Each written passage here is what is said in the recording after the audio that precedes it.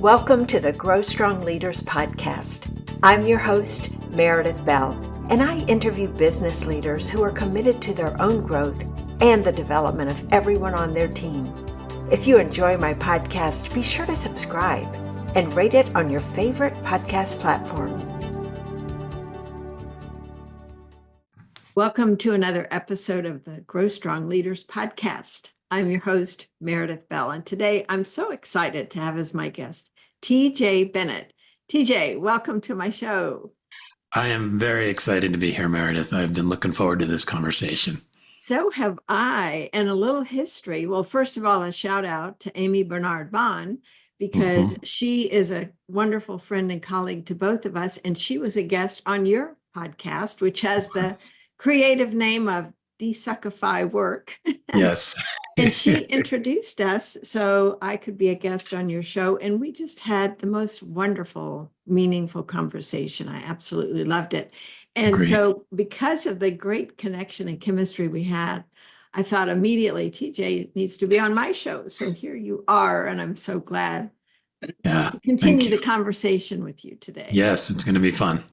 Yes. So let me share with my audience the unique introduction that you sent me. I've never had one that is more fun than this. So I'm looking forward to sharing it with my audience, and it will give them a glimpse into your wonderful personality. Cool. TJ is the creative who helps creatives get creative with their career. Often beclad in cat-themed and or Snoopy gear, TJ is pretty easy to spot in a crowd.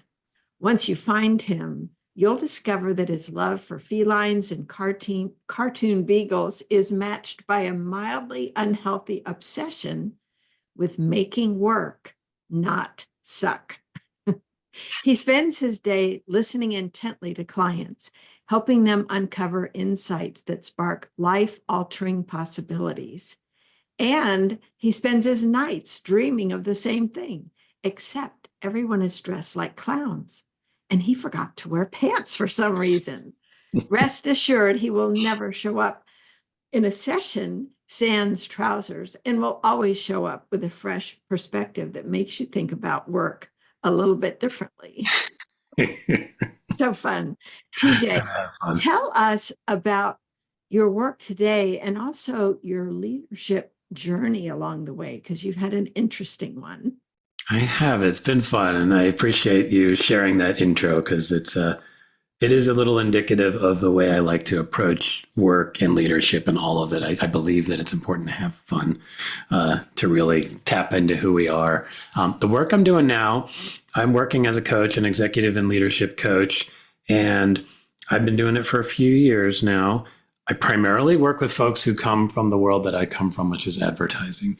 So creatives, creative-minded folks, people who are looking to kind of step into something bigger for themselves, usually as a leader, as a business owner, as somebody who just wants to find a way to bring out the best in themselves. And what I find is tapping into that innate creativity that we all have, but I think people in that business tend to have a lot of. I love helping people to find their creativity in service of themselves and their growth as a leader and as a business owner, because I think you can lose it at times. You can forget that creativity can serve you there in the same way that it may have served you when you were kind of coming up and being more of a practitioner and more of a craftsperson. As you get further in your career and start taking leadership roles, that's actually where creativity might become even more important, to get really resourceful and think about how can I show up so that others can show up with the kind of creativity they need to do the work they need to do. So that's kind of where I stand now. And all of that is informed by my own journey. I mean, I worked in advertising for 26 years. I started as a writer, as a copywriter, and, reasonably quickly moved my way into some leadership positions where I would lead teams across projects and help them, kind of tap into what makes them stronger creatives as well. And I've been fortunate to work at big ad agencies, small ad agencies. I spent a lot of my career in the New York area. Then I moved to Southern California, my wife and I, and spent 8 years there. And then now live in Arizona and actually spent a couple of years while we were in Arizona remotely working during the pandemic for an ad agency, and kind of that was my last full-time leadership position as a senior vice president and creative director for a pretty good-sized ad agency.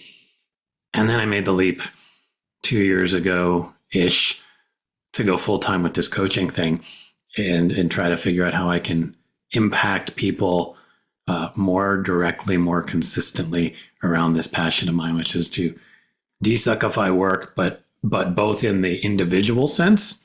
How can each person find a way to make work more meaningful, more purposeful, and just more valuable for themselves, more joyful?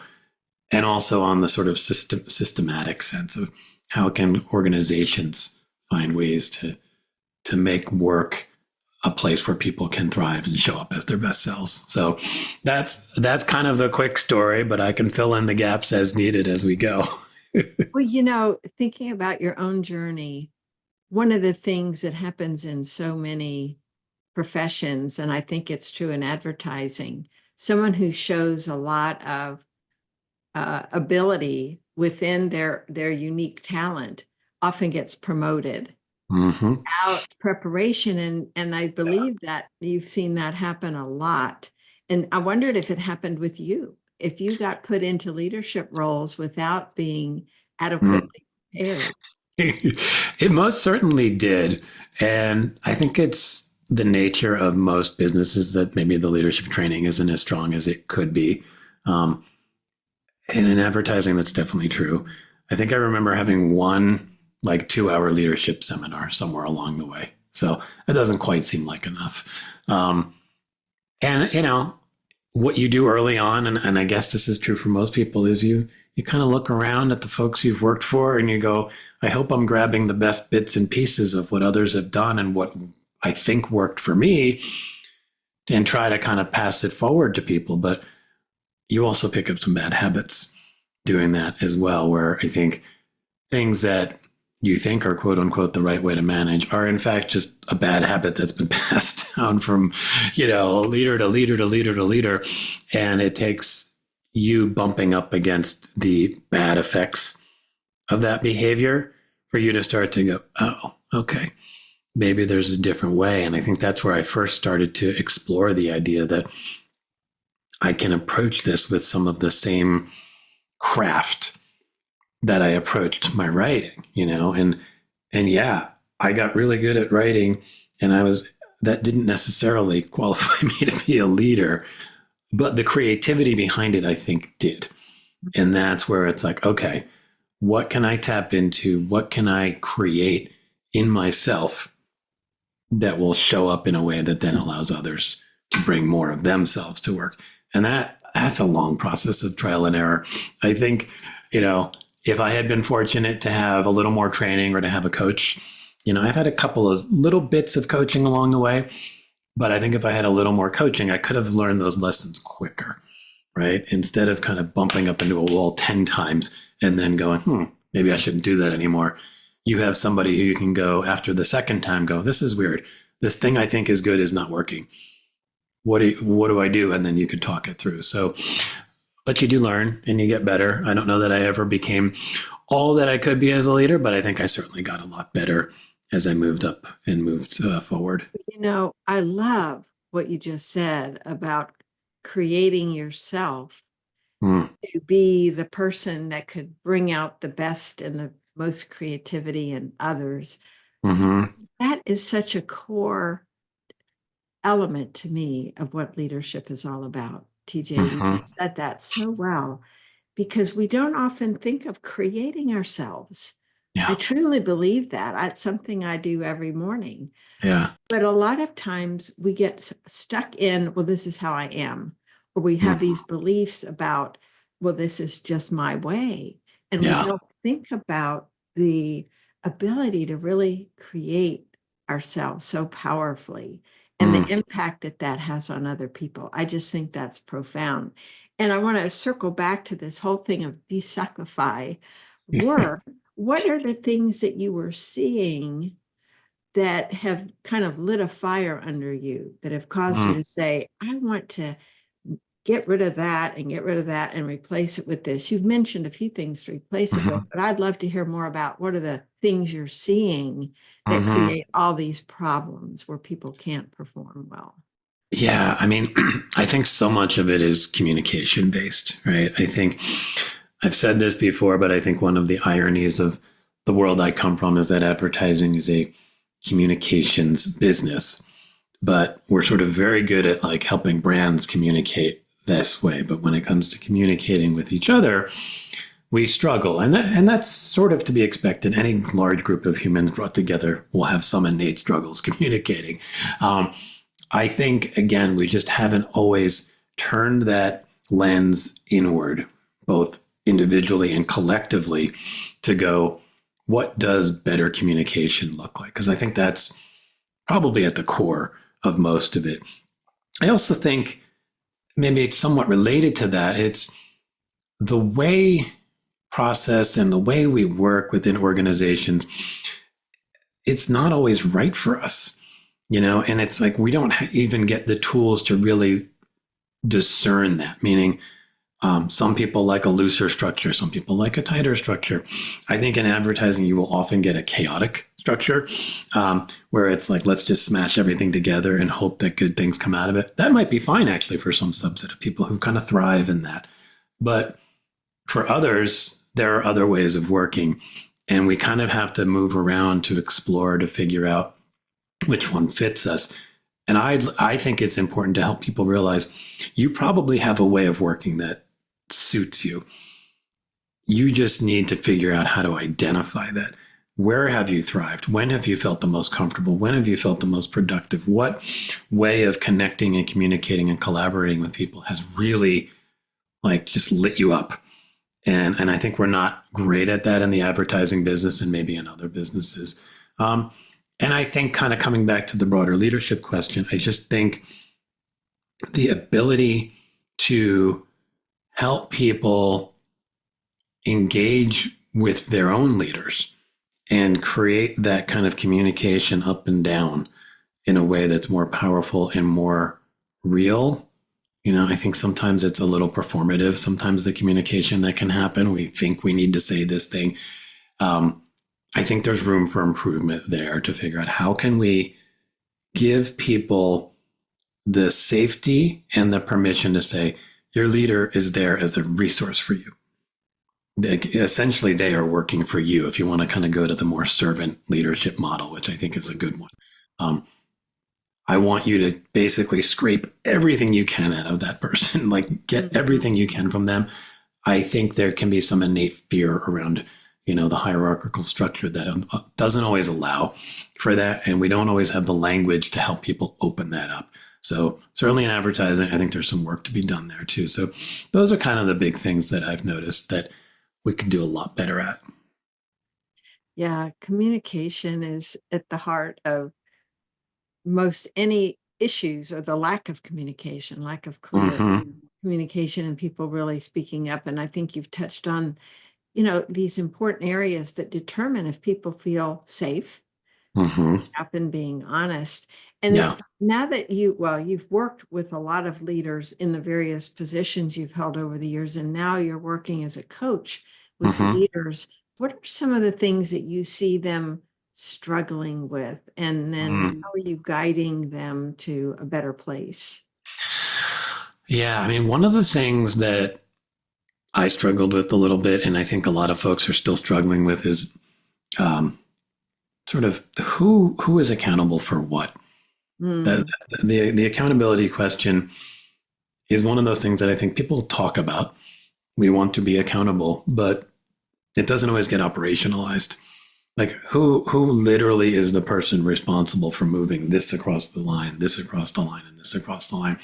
And that's what creates a lot of that chaos and confusion. Is you've got teams collaborating, you're trying to get the best of each person brought to the table, but you can kind of get a little bit of that, like, death by committee thing that happens sometimes if nobody ultimately is responsible for sort of shepherding that particular piece or that particular piece. So I think accountability shows up a lot. Something I've also noticed is a lot of folks just are not either interested in or not aware of the what I'll call the politics within a company. And I kind of hate that word because I don't think it sets the right tone.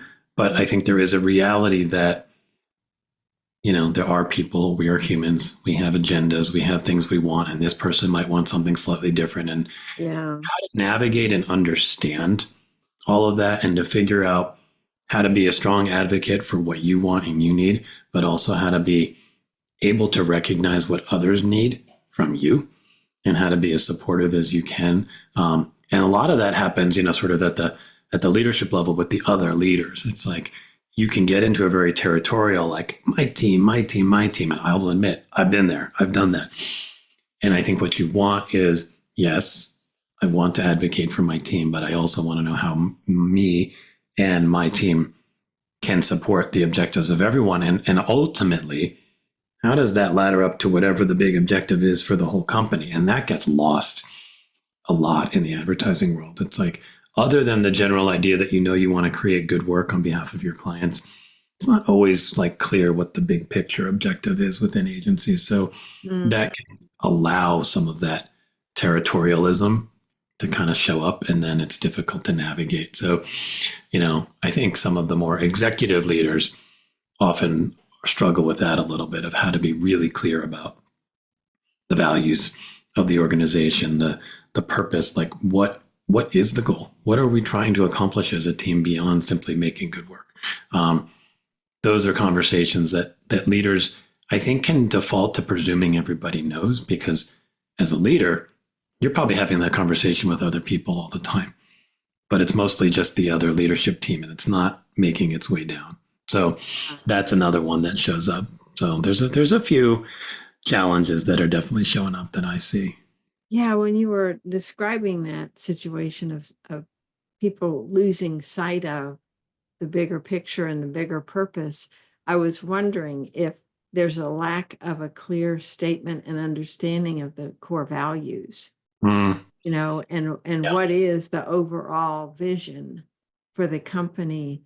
And where I see the companies where people are excited to be there and stay, it's Mhm. because those values are drilled in, they're lived and Mhm. stated, Yeah. if not every day, often they're Yeah. incorporated into the day-to-day Hmm.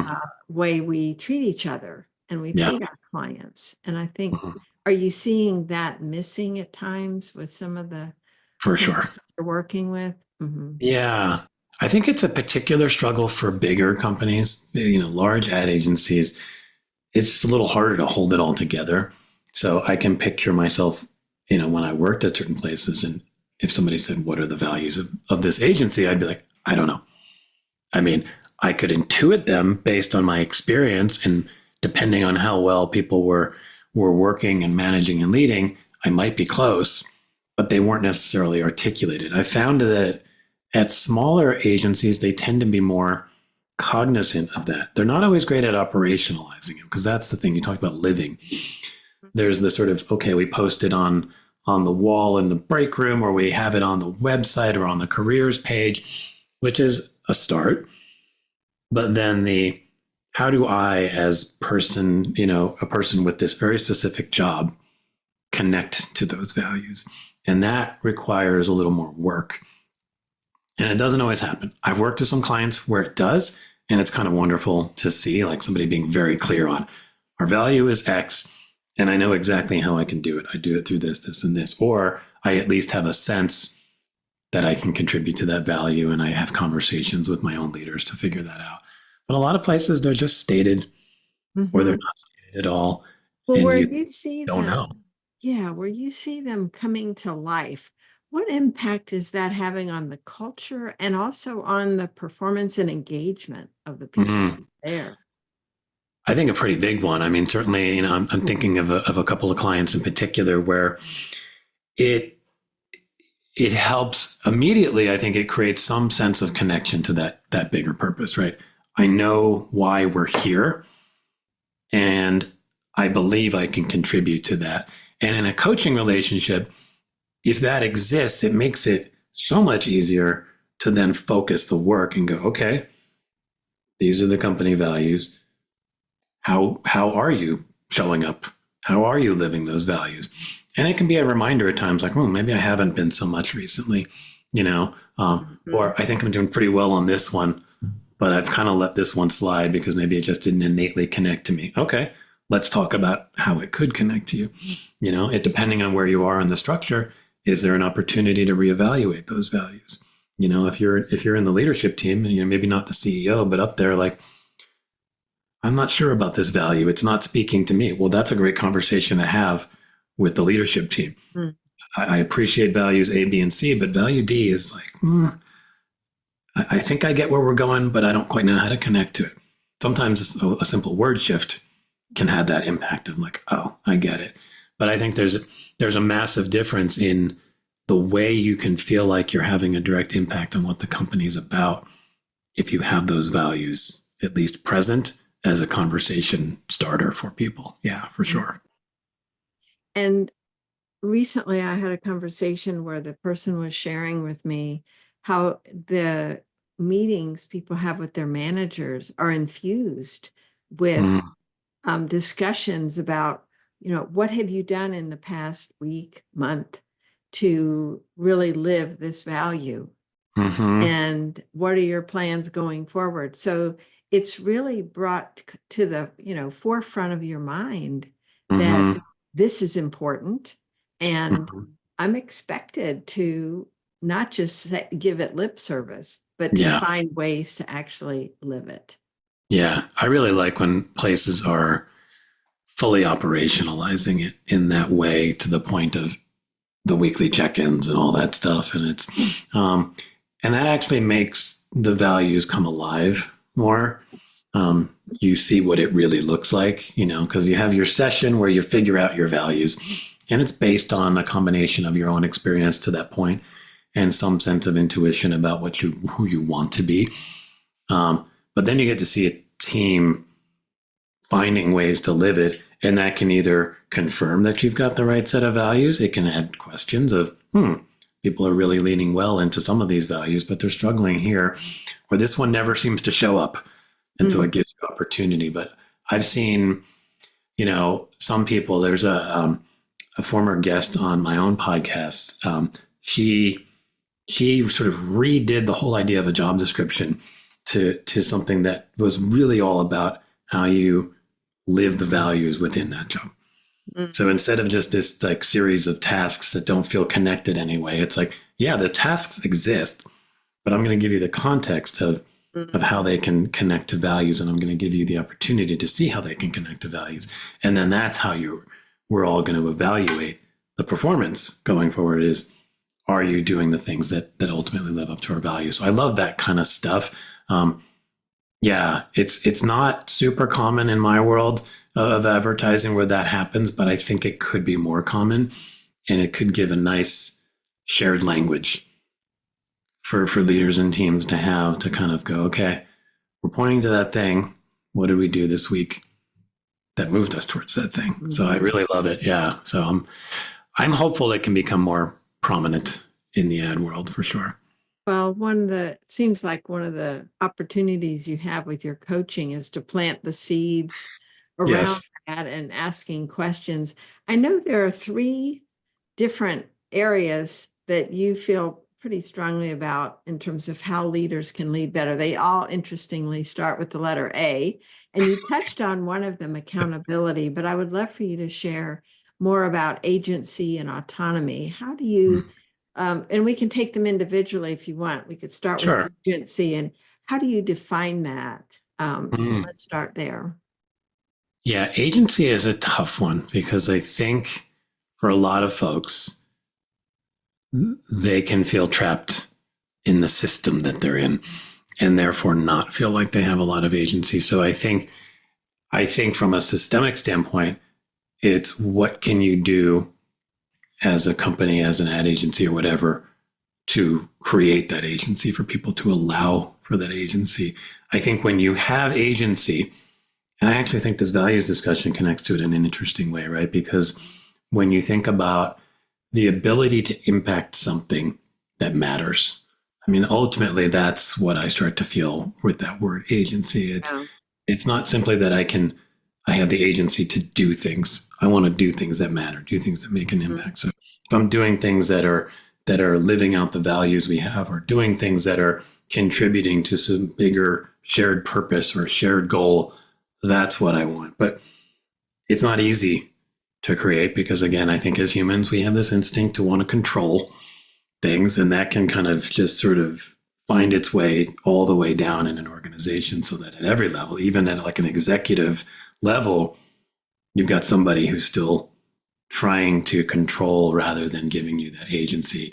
um, I also think as an individual, we owe it to ourselves to seek it out. And that's where, when you have those conversations with your own leader, like, here's what I want to do, here's what I believe will make a difference. How can I make that happen? Essentially asking for people to somewhat get out of your way, but maybe with less, with more polite words than that. And I also think that agency can start by going, what do I currently have control over? And doing what you can with that. So there's layers to it. It's starting with what I know I can affect, and then asking to be able to affect more, and then demonstrating that you can affect more in that position. And then that allows you to continue to grow and expand your agency in a way that allows you to impact all that good, juicy, Mhm. big picture stuff, the values, the purpose, and all that stuff. So it's a multi-pronged approach, I think, to get to a place where everyone really feels that, because you want that down to the lowest level of an organization, right? You want somebody to walk in and have some clarity around, I can do this handful of things that's kind of within my set of expertise, and I can do it and know that it will make an impact, and then just kind of allow that to grow within each person as they grow within the organization. It's probably one of the hardest ones, I think, but I think it's very important. Well, one of the things I was curious about is if you can describe that in action, because Mm-hmm. I like the distinction you made there between controlling. To me, that kind of means holding it tightly versus Mm-hmm. influencing Mm-hmm. and having an impact as a result of your ability to influence others. Mm-hmm. And Yeah. so in terms of whether someone's in a leadership role or not, what's an example or two of someone who demonstrates agency, and it can Mm. be very effective? Yeah. Well, I think about some of the folks that I've been fortunate to lead and manage in my career. And, I got to witness this beautiful thing where, if you give enough clarity on what's expected and what we're aiming towards, and then you kind of say, okay, you're going to kind of help me kind of lead this with this core team here. I've had multiple examples where those folks have found a way to own that in a way that I wasn't even seeing. Where they come back to me with ideas I wasn't expecting. They put the team together in a configuration that I wasn't even expecting. They reached out to people in other departments in a way that I wasn't necessarily picturing. That's the beauty of when somebody, you give them the gift of enough freedom to make some important decisions, and then they show up and go, yeah, so I collaborated with so and so in the strategy department, and then I talked to so and so from the production department, and what me and these other creative folks figured out is, this is a really cool idea, and we can actually make it because so and so told me it can work, so and so told me it's on strategy, da da da da da. And it's just like, I don't know, there's a very pride's not quite the right word, but there is that feeling that you just like, you feel really happy for folks who embrace the freedom to use their agency and come up with solutions that you just never would have come up with. And I Hmm. would say that those were the days when I felt best about Hmm. how I was showing up as a leader. The days where I got a little of that controlling part showing up in myself were the days where I was like, I could have done better, you know? Well, yes, and what you're really pointing to is it goes back to what you were saying about creating yourself and your Mm-hmm. ability to help others create themselves. It seems like it's the same with agency. The more Mm-hmm. you feel comfortable in your own skin and Mm-hmm. you feel powerful enough, Yeah. and confident enough, then it's easier for you to allow others to Mm-hmm. to grow, to learn, expand, so that Mm-hmm. they develop their own sense of strong agency. Whereas Yeah. if you are trying to hold the reins tightly, you're Mm-hmm. constricting them. You're not Yeah. allowing them that freedom. So I Mm-hmm. love that example that you gave, because to Yeah. me, it's a reflection on you and how you were approaching that situation and giving them the opportunity to, Mm-hmm. take a stand for themselves Yeah. and play with ideas and Yeah. come up with some solutions that you hadn't considered. I think that's another key principle with Mm-hmm. leadership, is recognizing the innate ability that's in the people who work with us, and Oh how yeah. can we draw that out effectively to allow them to grow, shine, Mm-hmm. really enjoy what they're doing and become stronger with time. Yeah. I mean, I think it's the thing that I got most excited about later in my advertising career was being able to set the tone and the stage for people to do that. I can definitely think of times where I didn't do that as well earlier in my leadership career, where I was holding on a little bit too tightly. But if you can find the joy in seeing somebody create something that you couldn't have created, I mean, that's actually like the greatest feeling. And it's also one of the harder things to do. We come back to the idea of you've become so good at creating yourself, right? And I don't mean creating yourself like as a person, but creating the work, being an individual contributor. And you're rewarded for that. And your identity gets tied up into, I am somebody who comes up with great ideas. And now that's not your goal anymore. Your goal is to help others do that.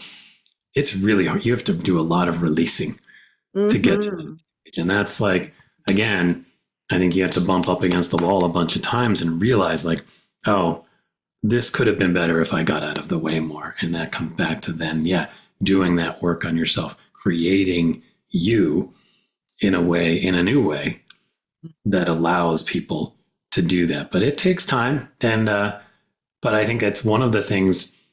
If we could press the fast forward button for a lot of creative leaders in the advertising business, that's one of the biggest things, is helping people move through I want to hold all of it. I want to control all of it, to the space of, I want to release as much of it as I can and give people just the, the playing surface that they need, um, to develop the ideas that are going to be even better and more interesting than I thought of. And maybe they're not always going to be perfect. Sometimes they come up with ideas and you're like, oh, that's interesting and different. It's not quite there. And that's where your expertise can show up. Shaping, molding, instead of being the ground up person. So you still get to use a little bit of that juice, but you're using it differently, right? You're going, Yeah. okay, I recognize something really special in here. My experience tells me if you maybe considered a shift or two in this direction, then it would be infinitely better. But I want to see you explore that. You still don't want to get into the prescriptive, like, do X, Y, and Z. It's more like, think about it from this lens and through this lens instead of that one, and you might show something. So it's a work in progress. But as you were saying all of what you said before too, I realized that agency and autonomy are super. Yes, I was just thinking of that too. The next Yeah. road, there is there's a very close relationship. What are your thoughts on that?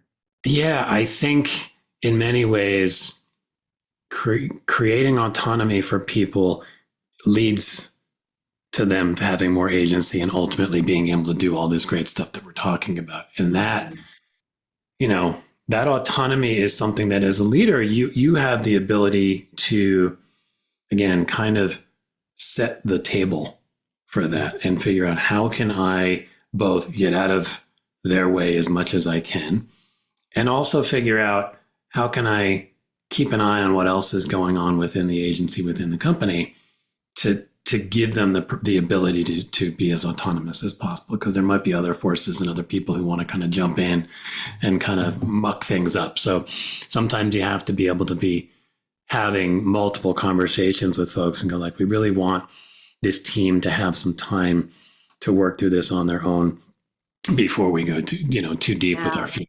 How do we give them that space? So you're kind of to use a sports metaphor, you're a little bit like the offensive line in football, protecting the quarterback and giving them space to think and see what's possible and see what they can create in that particular play, and then, the teammates, the rest of the team comes in and maybe somebody kind of carries the play forward. But I think that can be hard work too. I mean, that really is relying on your sort of interpersonal skills and your ability to influence others and help them see the big picture. And that's where some of that political stuff starts to show up, and how you can navigate this department wants this and this department wants this. And how can you align on, we all want this. I think if we show up this way and you show up this way and you show up this way, that's how we'll get there, rather than we each kind of grab our little piece and hold it too tightly. Yeah.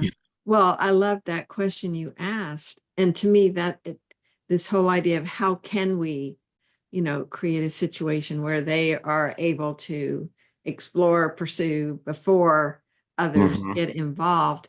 It's that the questioning and the curiosity, I think, is so key to opening the door to effective work relationships with people outside of our immediate team and even within the team. But as you're saying, I think this is a key aspect of leadership that's often underestimated or not addressed as often, is how effective are you kind of advocating on behalf of your team to others within the organization, where you're looking at it being a collaborative effort, not, we want this kind of thing, demanding or isolating, so that it really is seen as a contribution to the greater whole and not just something of the team, while at the same time you are advocating on their behalf. And if they see that, then that is another whole element of engagement and support and safety that is really valuable. Yeah, I think that the word advocating mixed with the word curiosity creates the really interesting dynamic there, right? Because advocating for your team, but being curious about the organization as a whole and what each other team needs. I know this is definitely a challenge in the ad industry, where we can definitely get adversarial with the other departments. And I think it stems from a little bit of, we're so busy that we don't create the space for curiosity. What is really motivating the people in that department? What is motivating them? Ultimately, how is it all connecting, hopefully, to bigger picture vision and values and purpose and all that stuff? But I think when you have, those individual conversations with your fellow leaders in those other departments and kind of get curious about, what are your pain points? What are you getting, what are you having sleepless nights about? What are you getting dinged for if you don't follow through on stuff, because I think in the creative department, there's certain things, like if the work isn't up to a certain level of quality, if the ideas don't feel original enough, there's certain parameters we know we have to meet. But the other departments, whether it's the account team, which is working more directly with the client, or the strategy team, which is trying to figure out how to, connect the work to the deeper business objectives of the client, to the production and project management teams who are figuring out how to deliver this work. There's a lot of different needs in there, and we can make assumptions when we're not curious. And those assumptions are usually kind of ugly, meaning they don't really want us to do creative work. They don't really want us to do this, or they only want to do this. And 99.9% of the time, that's not true. they may default to actions that look like they may want certain things, but they're defaulting to them out of fear. They're defaulting to them out of the fact that they don't have the resources they need. They're defaulting to them because maybe they don't have an idea of what the big picture is. And so the only thing they can do is that thing that we don't like them doing. And I think it's just, this comes back to communication. The more we can foster communication, and as leaders, I think we have the opportunity to do it and to get super curious about not just like, what are you doing, but why are you doing it? And how can I help? How can I contribute to it? How can I not be a part of the problem? You know, like, what is there anything that I'm doing that is making it more difficult for you? And then, you know, I might still say, well, I kind of need to do that, but can I do it differently? Like if I, you know, but I think we're not always having those conversations. Partly because it's so busy that there's just not time created. But I also think we're not really trained to think that way. You know, we're trained to think about the thing right in front of us, and everything else kind of like blurs into our peripheral vision.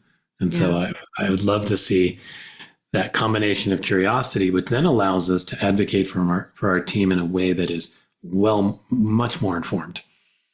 You know, and we're not making assumptions about everyone else, but we're clear on what we need, but we're also clear on what everyone else needs and how can we all contribute to that. So that would be a much more ideal situation, but there's a lot of work to be done to get there, I think. Well, and what you just described within an ad agency, every other type of company has those equivalent departments where they are often at odds and don't see eye to eye and have these problems. And as I was listening to you describe all of that, I got to thinking, wouldn't it be nice if we did take time to go upstream from where we're sitting at the moment and look at what can we do to prevent these issues from coming up? And that's where being willing to take the time to have the conversations is really an investment in avoidance of future problems. So it saves time in the long run. So you don't keep repeating these same patterns. Yeah, there's so much time that would be saved by doing that up front. I also think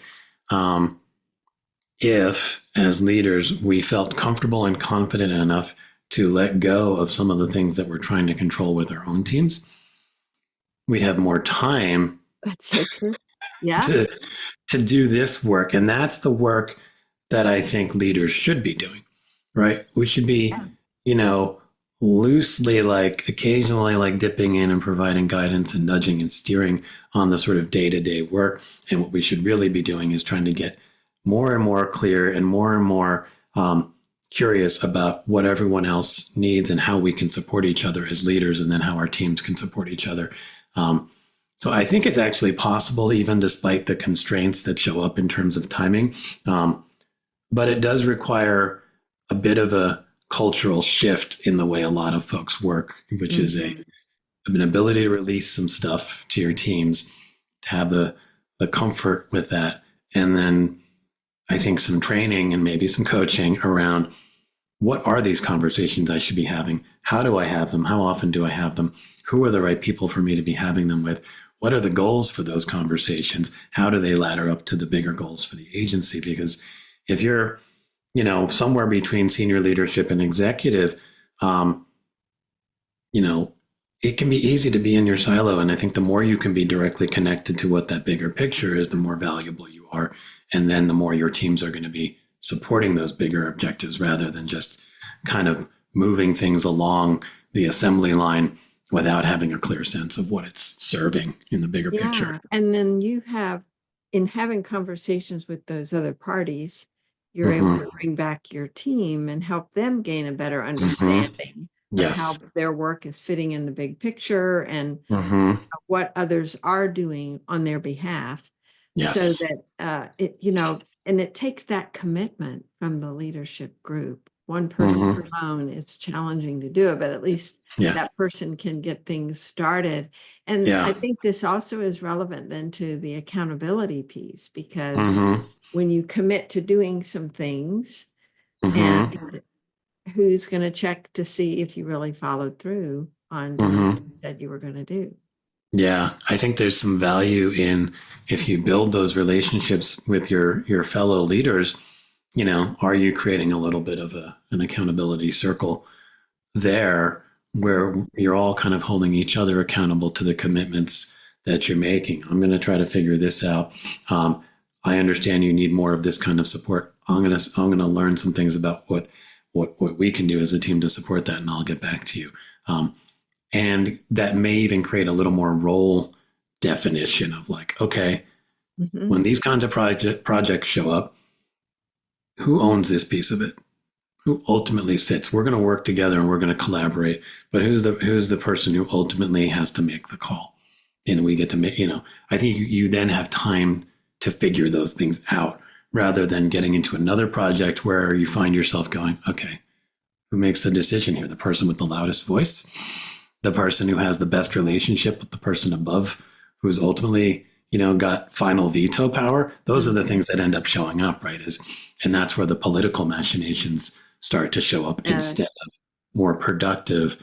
No, if we're going to allow our teams to be, autonomous and have agency and be accountable to each other, let's do the same here. And then like every layer needs to be doing that right up to the top. And that, again, takes a little bit of that step back, figure out how we do this, but then it becomes part of your process on an ongoing basis. And hopefully you get better at it. And, some people may be more likely to model that behavior than others, but that's great. Then model it. Yes. Well, that kind of is a great way to summarize what we've been talking about, because each of these areas that, you've shared and we've kind of dived into, it does rely on the leader being willing to learn, grow, and let go of that need to control. And even when other people on the team come up with new ideas and want to run with it, to not feel threatened by that or feel inadequate or insecure because I didn't come up with that and I'm the boss, so I should, getting rid of all that garbage and instead being able to, because of your own development, being able to celebrate what you see in others. So it really goes back to one of the very first things you said about creating yourself so you're able to help others create themselves and be as creative as possible. I love how you kind of brought that around. And I think in the creation of ourselves, one of the best outcomes of that creation can be acknowledging, you talked about someone else created something and I'm the boss and I should have been the one creating it. It's like, you did create it. You just created it, the conditions that allowed them to create it, and to feel some sense of accomplishment in that, to recognize that value. I think we can dismiss it because it's different than the very direct, I made a thing. It's like, no, you created these wonderful conditions that allowed all of your team members to come up with new and exciting ideas. So yeah, you get to share in that win. It's just from a different perspective. And I think if there was one thing that you could help creative leaders get and maybe kind of have a little more of their identity embrace, is I'm creating myself in such a way that I'm creating the conditions that allow others to be creative and thrive. And that is a wonderful gift and a wonderful thing to be proud of. And it's still an act of creation, Yes. it's just different, and that's okay, Oh, that was great. I love that. That was just a Awesome. perfect way to bring it together. I loved what you just said, TJ. I've got my title for the episode now. Excellent. That was just beautiful. So let's kind of summarize by letting you share with people, a little bit about where they can connect with you, how they can learn more about you, the coaching you're doing now, and any other projects you have going, and your podcast. Awesome. Yes. Thank you. I appreciate that. Yeah. So my podcast is called Desuckify Work, the Desuckify Work podcast, and it's available just about anywhere you can listen to a podcast. You can find it there. I have my website, and the name of my company is called The Pudding Factory. So my website is thepuddingfactory.net. Somebody has the .com domain that I can't find. So thepuddingfactory.net. And then I have a newsletter blog that I host on Substack. And if you either look for my name, TJ Bennett, or look for Desuckify Work, because that's the official name of the blog, is the Desuckify Work newsletter, you'll find me there as well. And then I'm on LinkedIn, pretty regularly there. So I think if you find me there, you'll ultimately be able to connect to any of this stuff. That's great. And we'll put those links on your show notes page too.